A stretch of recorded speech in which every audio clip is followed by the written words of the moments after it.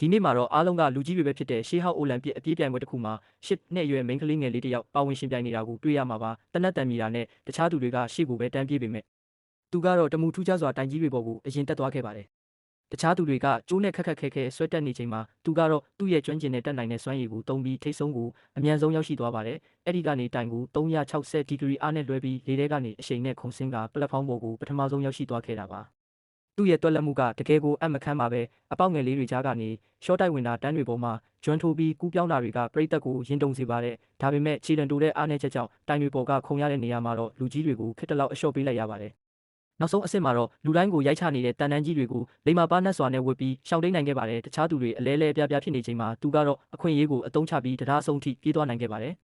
နောက်ဆုံးမှာတော့9ကီလိုမီတာလောက်မြင့်တဲ့ရေတံခွန်ပေါ်ကနေရေထဲကိုတတိရှိရှိခုန်ချပြီးအားလုံးမထင်မှတ်ထားတဲ့အောင်ပွဲကိုရယူသွားခဲ့ပါတယ်ဒီမိန်းကလေးကဘယ်သူလဲဆိုတာသိရင်ခမ်းမမှာရေးပေးခဲ့အောင်တော့